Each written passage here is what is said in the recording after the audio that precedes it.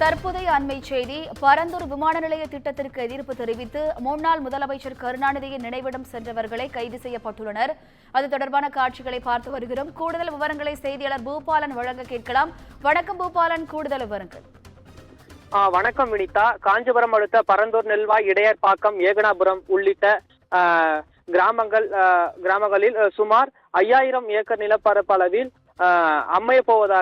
விமான நிலையம் அமைய போவதாக மத்திய மாநில அரசு அறிவித்த நாள் முதல் விமான நிலைய திட்டத்தில் பாதிக்கக்கூடிய கிராம மக்கள் நிலங்களை அழித்தும் குடியிருப்புகளை அழித்தும் இந்த விமான நிலையம் வேண்டாம் என 2 ஆண்டுகளுக்கு மேலாக, அதாவது இன்று நாள் வரை 900 நாட்கள் வரை போராடி வருகின்றனர்.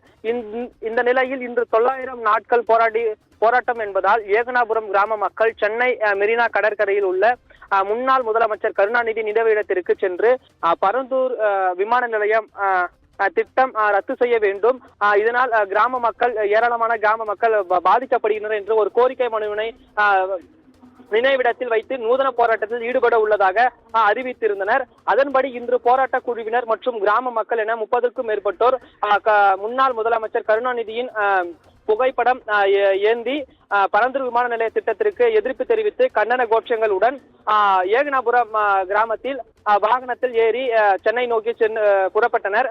அப்போது ஏகனாபுரம் கிராமத்தை தாண்டியவுடன் கண்ணன் தாங்கல் என்ற பகுதியில் வாகனத்தில் சென்றவர்களை போலீசார் நிறுத்தி உங்களுக்கு போதிய அனுமதி இல்லாமல் செல்லக்கூடாது என்று காவல்துறையினர் போராட்டக்காரரிடம் பேச்சுவார்த்தை நடத்தினர். அப்போது போராட்டக்காரர்கள் பொதுவான இடத்திற்கு தான் நாங்கள் செல்கிறோம் என்று கூறி வாகனத்தில் ஏறி செல்ல முற்பட்ட போது காவல்துறையினர் போராட்டக்காரர்கள் 30க்கும் மேற்பட்டோரை வலுக்கட்டாயமாக கைது செய்து தனியார் திருமண மண்டபத்தில் அடைத்து வைத்துள்ளனர்.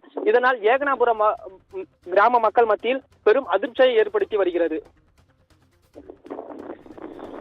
கூடுதல் விவரங்களுக்கு நன்றி பூபாலன்.